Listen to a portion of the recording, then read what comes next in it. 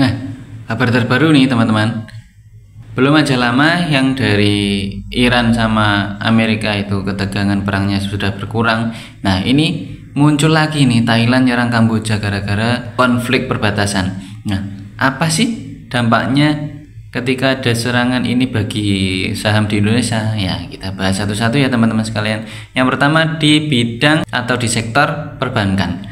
Nah, di sektor perbankan ini akan ada penurunan tapi tipis ya teman-teman sekalian. Karena investor asing kemungkinan akan menahan dananya terlebih dahulu dan melihat perkembangan dari konflik ini ya teman-teman sekalian.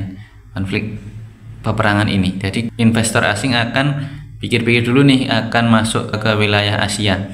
Kemudian di sektor konsumen, di sektor produk konsumen ini cukup stabil ya teman-teman, karena di domestik kita tidak terpengaruh dengan adanya serangan itu.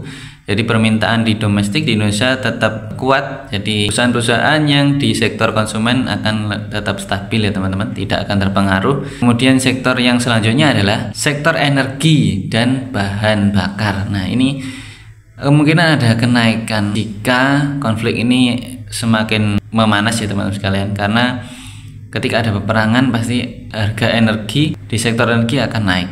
Nah, sedangkan ketika harga ini naik pasti yang diuntungkan adalah pemegang saham di perusahaan-perusahaan yang dia bergerak di sektor energi. Nah, jadi akan meningkat. Kemudian sektor yang selanjutnya adalah bidang logistik dan transportasi. Nah, ini ada kemungkinan akan menurun tipis, namun juga melihat dari keberlangsungan konflik ini ya teman-teman sekalian. Jika konflik ini ada hambatan untuk suplai logistik, maka akan berpengaruh. Tapi jika konflik ini tidak ada hambatan antara negara lain dan yang masuk ke Indonesia atau Indonesia ekspor, jadi tidak akan berpengaruh ya teman-teman sekalian.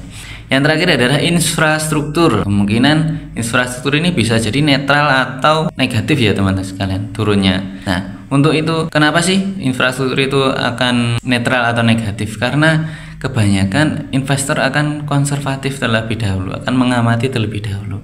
Karena bidang infrastruktur itu jika ada peperangan teman-teman sekalian, minat asing akan turun, jadi akan berpengaruh di harga emiten ya teman-teman sekalian. Nah, itu adalah beberapa sektor yang kemungkinan berpengaruh atau terpengaruh ketika konflik ini akan berlanjut ya teman-teman sekalian. Jadi untuk saat ini masih aman karena Indonesia tidak terdampak. Ya, beruntungnya Indonesia adalah negara non-blok ya teman-teman sekalian. Nah, itu keuntungan kita sebagai warga negara Indonesia dan keuntungan Republik Indonesia sebagai negara non-blok.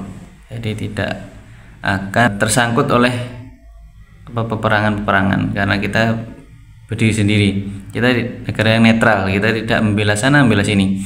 Nah, kenapa sih selalu terjadi perang? Ya karena tingkatan tertinggi suatu negara itu adalah ekspansi. Jadi perluasan. Jadi bisa perluasan bisnis, perluasan ekonomi, perluasan perdagangan, dan yang paling ekstrim ini perluasan wilayah teman-teman sekalian. Seperti konfliknya di Israel itu kan adalah perluasan wilayah. Karena dia kan mencaplok wilayah dari negara lain. Nah, itu adalah tingkatan tertinggi jika pemimpin tidak bisa menguasai atau mengendalikan kepemimpinannya, kan seperti itu. Oke, sampai di sini teman-teman sekalian, saya bertemu di konten selanjutnya. Jika ada pertanyaan terkait saham, investasi atau apapun, kalian bisa chat atau ketik di kolom komentar, nanti insya Allah akan saya bahas. Saya bertemu di konten saya selanjutnya. Bye bye.